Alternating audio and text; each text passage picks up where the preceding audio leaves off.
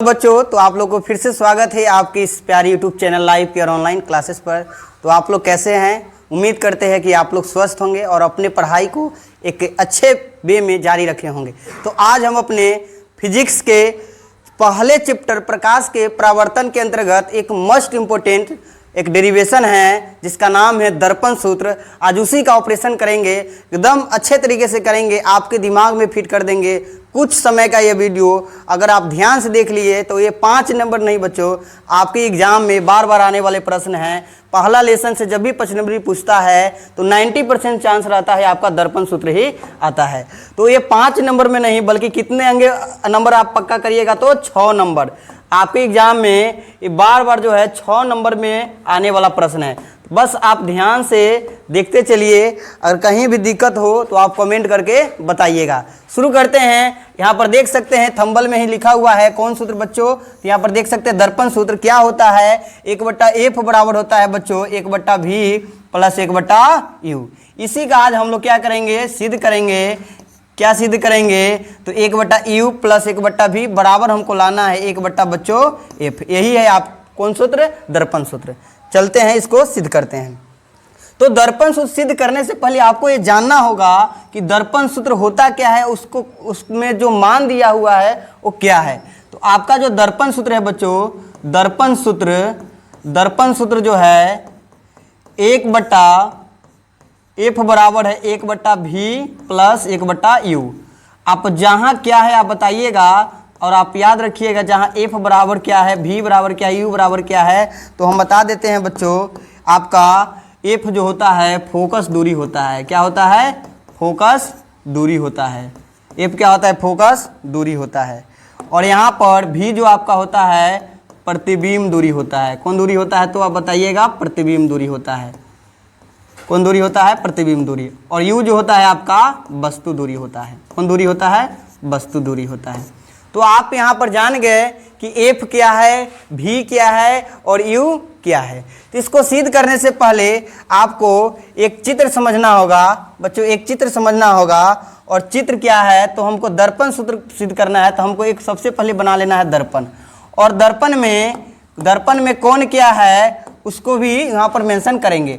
तो एक हम बना लेते हैं। बाहर से जिस दर्पण का कलई करते हैं वो आपका होता है अवतल दर्पण होता है, कॉनकेव मिरर होता है।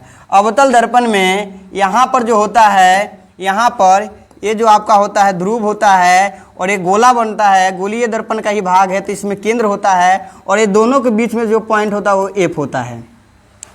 P को ध्रुव बोलते हैं, F को फोकस बोलते हैं और C को वक्रता केंद्र बोलते हैं। हम वस्तु रख लेते हैं बच्चों अनंत और रख लेते हैं वक्रता केंद्र के बीच। हम वस्तु को रख लेते हैं अनंत और वक्रता केंद्र के बीच और उसका प्रतिबिंब बनाते हैं। ये OA क्या है? एक वस्तु है और ये वस्तु को हम रख लिए अनंत और वक्रता केंद्र के बीच। हम पिछले वीडियो में ही बताए हैं, जब वस्तु अनंत और वक्रता केंद्र के बीच होता है तो उसका प्रतिबिंब बनता है वक्रता केंद्र और फोकस के बीच बनता है बच्चों। और इसके बीच जो बनता है वस्तु से छोटा बनता है और प्रकृति जो होता है वास्तविक और उल्टा बनता है। फिर हम बता देते हैं, क्योंकि हमको दर्पण सूत्र सिद्ध करना है तो ये दर्पण सूत्र ये जो मिरर फॉर्मूला है उसको लाना है, तो हमको एक वस्तु का प्रतिबिंब बनाना पड़ेगा। और वस्तु के प्रतिबिंब बनाने के लिए हमको प्रकाश चाहिए, इसलिए इसकी वस्तु के ऊपर से एक प्रकाश की किरण को गुजार रहे हैं और ये प्रकाश की किरण दर्पण से परावर्तन के बाद फोकस होकर गुजरेगा। कहाँ से होकर गुजरेगा बच्चों? फोकस से होकर। दूसरा प्रकाश हम गुजारेंगे वक्रता केंद्र से। यहाँ पर 2 प्रकाश की किरण कटा और यहाँ पर बन गया आपका इमेज। जब वस्तु को AO नाम दिए है तो इसको दे देते हैं O' और A'। इस तरह से। और यहाँ पर ये जो भाग है, यहाँ पर अगर इसको n लिया जाए तो n जो होता है P के लगभग बराबर होता है, एकदम बगल में होता है। ठीक है, यहाँ पर देख लिए कि जब वस्तु हम अनंत और C के बीच रखे, C और F के बीच प्रतिबिंब बन गया। सबसे पहले इसको सिद्ध करने से पहले आपको ये बनाने आना चाहिए और इसके बारे में रचना कर देते हैं। तो इसका हम मान लेते हैं, इस दर्पण का नाम दे देते हैं M1 और M2। तो लिख देते हैं माना कि M1 और M2 एक अवतल दर्पण है, जहाँ P ध्रुव है, P ध्रुव है, F फोकस है, F क्या है, फोकस है, C आपका क्या है, वक्रता केंद्र है, वक्रता केंद्र है, और AO जो है वस्तु है, वस्तु है जो दर्पण के सामने, दर्पण के सामने सामने रखा गया है, रखा गया है, रखा गया है। इसका प्रतिबिंब, इसका प्रतिबिंब, इसका प्रतिबिंब जो बच्चों क्या है, आप देख सकते हैं इसका प्रतिबिंब क्या है, तो A डैश O डैश है। क्या है, A डैश O डैश है। इस तरह से हमने क्या कर लिया, रचना कर लिया। क्या कर लिया, रचना, मतलब चित्र के बारे में कुछ बता दिए। ठीक है, हमने क्या कर लिया, रचना कर लिया कि माना कि M1 और M2 एक अवतल दर्पण है जहाँ P ध्रुव है, A फोकस है, C वक्रता केंद्र है, A वस्तु है जो दर्पण के सामने रखा गया है, इसका प्रतिबिंब A डैश O डैश पर बन रहा है। अब यहाँ पर हमारा ये जो प्रक्रिया हो गया, पहले पर के स्टेप में क्या करना है, आपको चित्र बना लेना है, उसके बाद रचना कर देना है। अब उसके बाद क्या करना है, हमको समरूपता के नियम अपनाना है। जो त्रिभुज देखने में एक ही आकार के लगता है, एक ही शेप का लगता है, वो होता है समरूप त्रिभुज। तो यहाँ पर ये त्रिभुज जो है A, O और C, और यहाँ पर A डैश O डैश और C समरूप है। फिर यहाँ पर देखिए ये त्रिभुज और ये त्रिभुज क्या है, समरूप है। ये त्रिभुज यहाँ पर हम B ले लेते हैं मान, तो यहाँ पर A, O, C और A डैश O डैश क्या है, समरूप त्रिभुज है। तो लिखते हैं नाउ अब त्रिभुज A dash A, O, C और त्रिभुज A dash O dash C, A dash O dash C क्या है, समरूप त्रिभुज है। क्या है बच्चों, समरूप त्रिभुज है। और जब समरूप त्रिभुज है तो जान लीजिए दोनों त्रिभुजों के जो लंब के अनुपात होता है, दोनों त्रिभुजों के लंब का अनुपात दोनों त्रिभुजों के आधार के अनुपात के बराबर होता है। तो ये बड़ा वाला देख सकते हैं कर्ण है, जो प्रकाश की किरण हम गुजारे हैं ये कर्ण है, तो बच गया ये लंब हो जाएगा, और ये वाला क्या हो गया, आधार। तो इसका लंब क्या हो गया, OA। क्या हो गया, इसका लंब हो जाएगा A और O। इसका लंब क्या हो जाएगा इस त्रिभुज का, देखिए A dash O dash C में, तो A डैश O डैश लंब हो गया, A डैश O डैश लंब हो गया। इसका आधार क्या हो जाएगा बच्चों, OC हो जाएगा। ठीक है, इसका आधार क्या हो जाएगा, आप देखिए तो A डैश C हो जाएगा। ठीक, यहाँ पर हम लिख दिए। अब आगे क्या करना है, अब आगे क्या करना है बच्चों, यहाँ पर इससे पहले कुछ समझ लीजिए कि वस्तु दूरी को हम बताए हैं U से सूचित करते हैं, प्रतिबिंब दूरी को V से और फोकस दूरी को F से। तो ये वस्तु दूरी चित्र में कहाँ है, तो वस्तु यहाँ रखा है और सभी दूरी या दर्पण के ध्रुव से मापते हैं। तो महत्वपूर्ण बिंदु जो है, ये जो बिंदु है, ये अगर आप नहीं जानिएगा तो आप तनको नहीं समझिएगा, ये बिंदु जानना बहुत जरूरी है। आपका जो है AO, यहाँ पर जो है, यहाँ पर बच्चों आप देख सकते हैं कि यहाँ पर OP जो है आपका सभी दूरियां ध्रुव से मापते हैं, तो O से यहाँ पर P की दूरी आपका हो जाएगा वस्तु दूरी, और वस्तु दूरी को U लिखते हैं, और प्रकाश की दिशा इधर है, हम उधर जा रहे हैं मापने, तो दूरी क्या चीज़ में होगा, निगेटिव होगा। चिन्ह परिपाटी के अनुसार विपरीत दिशा में मापी गई सभी दूरियां निगेटिव होती है, और प्रकाश की दिशा में मापी गई सभी दूरियां धनात्मक होती है। तो यहाँ OP हो गया वस्तु दूरी U। यहाँ पर देख सकते हैं इमेज बन रहा है, तो A डैश और P आपका हो जाएगा प्रतिबिंब दूरी। ये भी निगेटिव होगा, निगेटिव क्यों होगा, क्योंकि हम विपरीत दिशा में माप रहे हैं। यहाँ पर देख सकते हैं FP आपका क्या हो जाएगा, दर्पण के ध्रुव से फोकस तक की दूरी फोकस दूरी होता है, इसको स्मॉल f लिखते हैं। ये भी क्या चीज़ में बच्चों हो जाएगा, ये भी हो जाएगा आपका माइनस में। यहाँ पर PC जो होता है, हमने पिछले वीडियो में बताया है कि दर्पण के ध्रुव से केंद्र की दूरी को वक्रता त्रिज्या बोलते हैं। तो आपका PC जो हो जाएगा, PC R हो जाएगा, ये भी निगेटिव हो जाएगा, और R बराबर होता है बच्चों 2f। क्या होता है, बराबर 2f होता है। R बराबर होता है आपका 2f। क्या होता है, 2f। ये ही मेन जो है इस फॉर्मूला को सिद्ध करने का आप समझिए कि मंत्र है। अगर ये मंत्र नहीं आएगा तो सिद्ध नहीं होगा।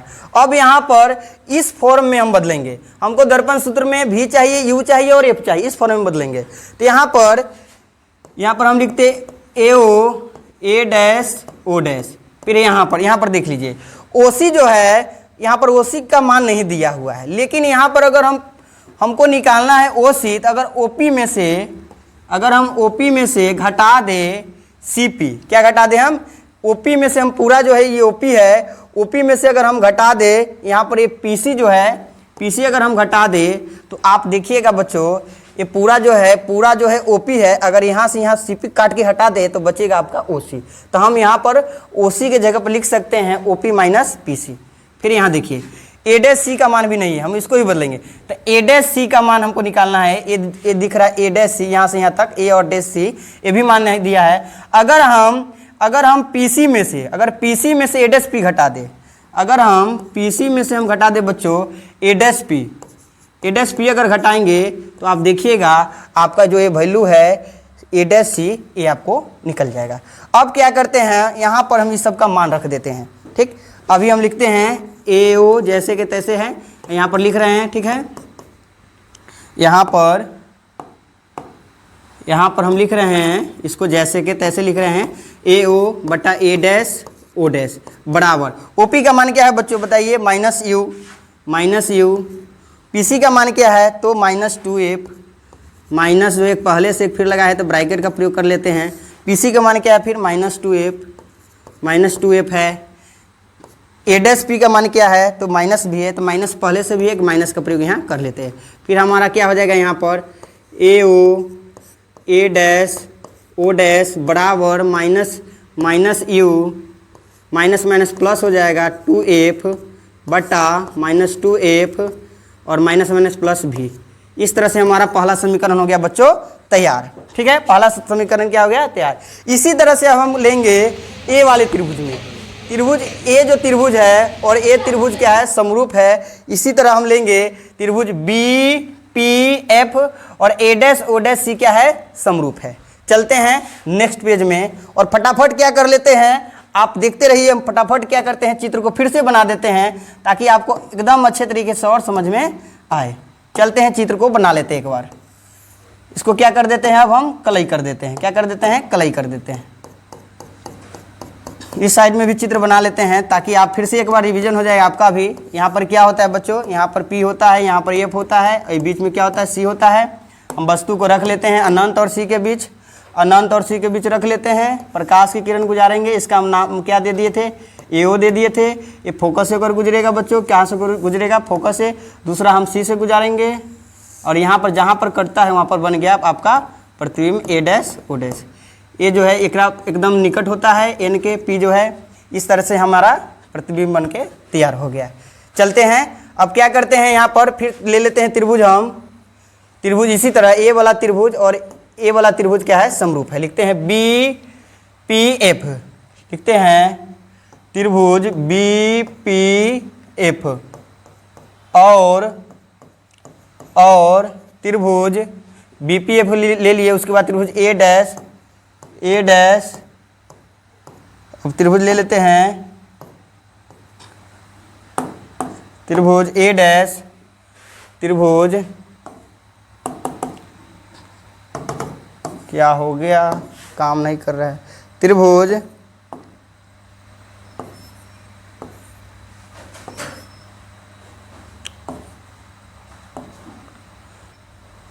रोक दिला, चालू है रहने दीजिए। अब क्या ले लेंगे बच्चों, यहाँ पर क्या ले लेंगे त्रिभुज, यहाँ पर ले लेंगे हम त्रिभुज A' O' और F। ठीक है, यहाँ पर क्या किया त्रिभुज BPF और त्रिभुज A' O' F कैसी त्रिभुज है तो समरूप है। क्या है समरूप त्रिभुज है। ठीक है, जब समरूप त्रिभुज है तो फिर इसका लंब बटा इसका लंब, इसका आधार फिर इसका आधार, इसका लंब क्या हो जाएगा BP हो जाएगा। BN लिखेंगे जो एकदम पास में ही है तो हम लिख देते हैं BP बटा BP लिख लिए, बट्टा क्या हो जाएगा यहाँ पर इसका लंब A' O'। ठीक है, अब इसका आधार क्या है बच्चों, इसका आधार यहाँ पर देख सकते हैं PF, क्या हो जाएगा PF। ठीक है, इसका आधार क्या हो जाएगा आपका A'। चलते हैं अब यहाँ पर देख सकते हैं जो BP जो है एकदम OA की क्या है AO की क्या है बराबर है। तो यहाँ पर हम लिख सकते हैं चूंकि AO बराबर BP दोनों क्या है एक दूसरे से देख सकते हैं क्या है बराबर है, इसलिए कर रहे हैं ताकि बच्चों हमारा LHS क्या हो जाए बराबर हो जाए। बीपी के जगह पे रख देते हैं हम ए बटा ए डैश ओ डैश बटा पीएफ के मान। देखिए पीएफ का मान क्या हो जाएगा, यहाँ पर हम बताए हैं पिछले पेज में भी कि ध्रुव से फोकस तक की दूरी फोकस दूरी होता है यहाँ पर, तो पीएफ क्या हो जाएगा, एफ हो जाएगा।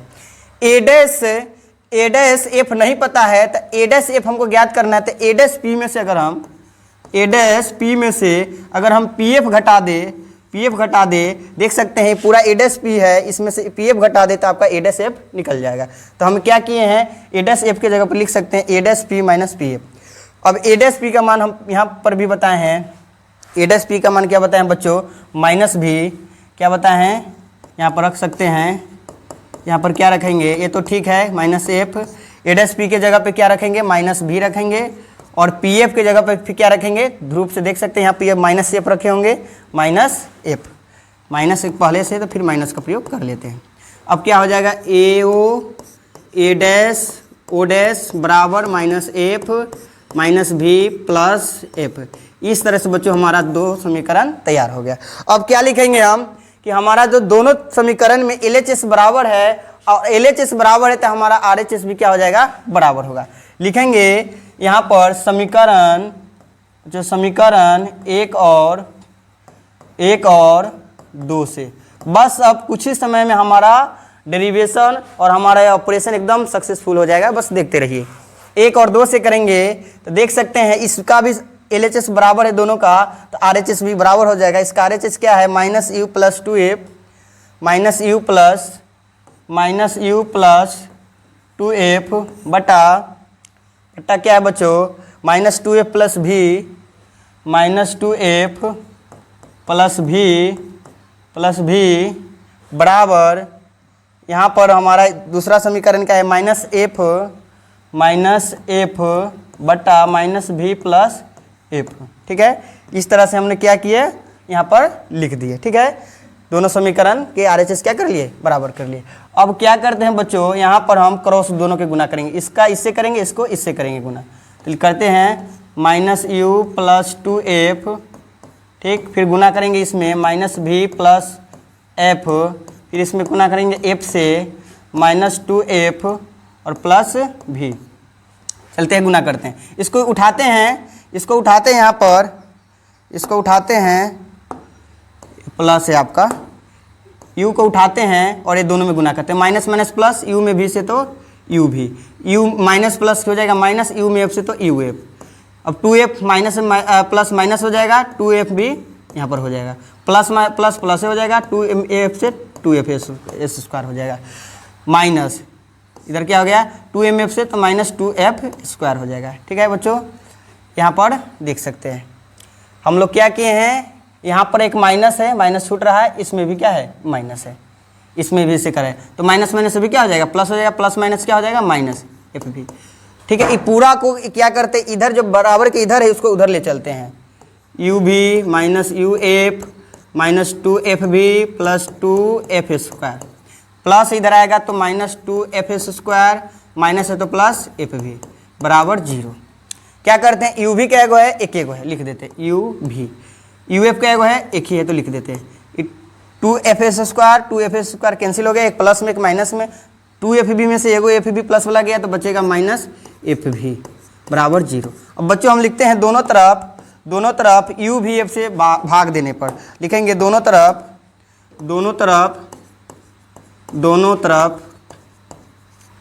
u भी f से भाग देने पर, क्या देने पर, भाग देने पर। ठीक, दोनों तरफ u भी f से क्या दे रहे हैं, भाग दे रहे हैं, तो u भी बटा u भी f माइनस u f बटा u भी f माइनस एफ भी बटा u भी f बराबर 0 u भी f। फिर एलसीएम लेंगे तो बात वही आएगा हमारा। देख सकते हैं ये आपका यहाँ पर आप देख सकते हैं कि a जो है u भी कैंसिल हो जाएगा, आपका बचेगा 1 बटा f बराबर, सॉरी माइनस यहाँ होगा, क्या होगा बच्चों, यहाँ पर क्या होगा, माइनस होगा, तो यहाँ पर हम लिख देते हैं 1 बटा f माइनस, यहाँ पर फिर f से f गया और फिर यहाँ पर u से u गया, तो फिर क्या बचा, आप यहाँ देख सकते हैं बचा यहाँ पर 1 बटा भी। फिर यहाँ पर देखिए एफ से एफ गया, भी से भी गया, तो बच्चा -1/u बराबर, इसमें दीजिएगा कोई चीज़ में 0 में भाग दीजिएगा तो 0 आ जाए। से हम यहाँ पर u भी f से भाग दिए हैं तो आपका मान आया 1/f -1/v -1/u बराबर 0। अब देख सकते हैं बच्चों ये माइनस में वैल्यू है, ये नियम जानते हैं, जब प्लस में इधर आता है, जब इधर प्लस में रहता है और बराबर की इधर आता है तो माइनस में हो जाता है, इधर माइनस में रहता है इधर आता है तो प्लस में हो जाता है, जब ये गुना में रहता है इधर आता है तो भाग में हो जाता है, जब इधर भाग में रहता है जब इधर आता है तो क्या चीज़ में हो जाता है बच्चों, तो इधर आपका हो जाता है गुना में। ये नियम तो आप जानते ही होंगे। यहाँ पर माइनस में है, जब 1/f रखते हैं तो इधर लाते थे 1/v और प्लस 1/u। और देख सकते हैं कि आपका जो ये दर्पण सूत्र है जिसके लिए हम लोग प्रयास कर रहे थे, इस तरह से हमारा ऑपरेशन जो हो गया सक्सेसफुल हो गया। यही बच्चों है, यही जो आपका कौन सूत्र है लिखेंगे, यही दर्पण सूत्र है। यही कौन सूत्र है, यही दर्पण सूत्र है, यही दर्पण सूत्र है। और लिखेंगे यहाँ पर हमारा क्या हुआ, डेरिवेशन प्रूव्ड हुआ, क्या हुआ, प्रूव्ड हुआ। इस तरह से देख सकते हैं कि हमारा डेरिवेशन क्या हो गया बच्चों, प्रूव्ड हो गया। ठीक है, एक बार यहाँ पर देख सकते हैं सबको कि हमारा डेरिवेशन कैसे प्रूव्ड हो गया। ठीक है, मिलते हैं अगले वीडियो में, तब तक के लिए बाय बाय, जय हिंद जय भारत।